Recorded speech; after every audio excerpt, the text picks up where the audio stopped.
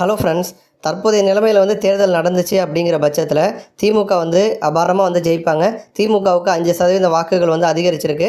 இன்னொரு புறம் அதிமுக 3வது இடத்துக்கு தள்ளப்பட்டிருக்கு. பாஜகவினுடைய வாக்கு வங்கியும் அதிகரிச்சிருக்கு அப்படிங்கிற மாதிரி இந்தியா டுடே சி ஓட்டர் கருத்து கணிப்பு முடிவுகள் பார்த்தீங்கன்னா இப்போ வெளியாயிருக்கு. அதை பற்றி தான் இப்போ நம்ம பார்க்க போகிறோம். தற்போதைய சூழலை தமிழகத்தை பொறுத்த வரைக்கும் 2026 சட்டமன்ற தேர்தல் நடக்க போகுது. அதில் எந்த மாதிரி கூட்டணி அமைய போகுது, எந்த மாதிரி போட்டி இருக்க போகுது அப்படிங்கிறத இப்போ நம்மளால் சொல்ல முடியாது.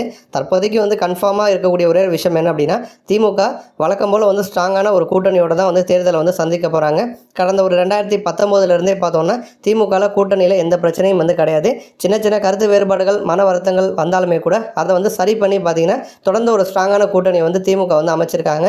திமுகவுக்கு அகைன்ஸ்டாக பார்த்தீங்க அப்படின்னா அதிமுக பாஜக, பாமக, தேமுதிக இந்த மாதிரி கட்சிகளோட கூட்டணி வச்சும் தேர்தலை சந்திச்சாங்க.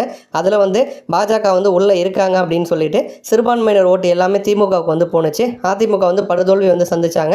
அதனைத் தொடர்ந்து பார்த்தீங்கன்னா இப்போ பாஜக வேணாம், இனிமேல் பாஜக கூட கூட்டணியே கிடையாது அப்படிங்கிற மாதிரி எடப்பாடி பழனிசாமி அறிவிச்சிட்டாரு. பாஜகவை வெளியில் தள்ளியுமே அதிமுக பார்த்தீங்கன்னா அவங்க தலைமையில் ஒரு கூட்டணி அமைச்சு தேர்தலை சந்திச்சாங்க. அதுலேயுமே அதிமுகவில் பெருசாக வெற்றி அடைய முடியலை. ஆனால் சட்டமன்ற தேர்தல் அப்படிங்கிறது வேறு. அதில் என்ன வேணாலும் நடக்கலாம். இப்போதைக்கு திமுக கூட்டணி ரொம்ப ஸ்ட்ராங்காக வந்திருக்காங்க. அதிமுக சைட்லேருந்து பார்க்குறப்ப திரும்ப அதிமுகலேருந்து வெளில போனவங்க எல்லாருமே உள்ளே வருவாங்களா அப்படிங்கிறது பெரிய ஒரு டவுட்டு தான். ஏன்னா டிடிவி தினகரன், சசிகலா, ஓபிஎஸ் இவங்க யாரையுமே உள்ளே சேர்த்துக்க மாட்டேன் அப்படிங்கிறதுல பிடிவாதமாக எடப்பாடி பழனிசாமி இருக்கார். இன்னொரு புறம் திரும்ப அதிமுக கூட கூட்டணி வச்சு தான் சட்டமன்றத்தில் டபுள் டிஜிட்டில் எம்எல்ஏக்களை அனுப்பணும் அப்படின்னு பாஜகவும் என்னென்னமோ ட்ரை பண்ணுறாங்க. பட் எடப்பாடி பழனிசாமி ரொம்ப பிடிவாதமாக இருக்கார் அப்படின்னு சொல்லப்படுது. இன்னொரு புறம் இப்போதைக்கு அதிமுகவில் பார்த்தீங்கன்னா முன்னாள் அமைச்சரான செங்கோட்டையனுடைய பிரச்சனை பெரிதளவில் பேசப்படுது. ஏன்னா செங்கோட்டையன் இப்போ இபிஎஸ்க்கு எதிராக திரும்பி இருக்காரு. இதனால் பார்த்தீங்கன்னா செங்கோட்டையன் மட்டும் தேர்தலுக்கு முன்பாக அதிமுகலேருந்து பிரிஞ்சு போய் தினகரன் கூடயோ ஓபிஎஸ் கூடயோ இணைஞ்சார் அப்படின்னா இப்போ இருக்க செல்வாக்கு எடப்பாடி பழனிசாமிக்கு அப்பையும் இருக்குன்னு சொல்ல முடியாது. நிறைய பேர் செங்கோட்டையன் பின்னாடி போவதற்கான வாய்ப்பு அதிகமாக இருக்குது.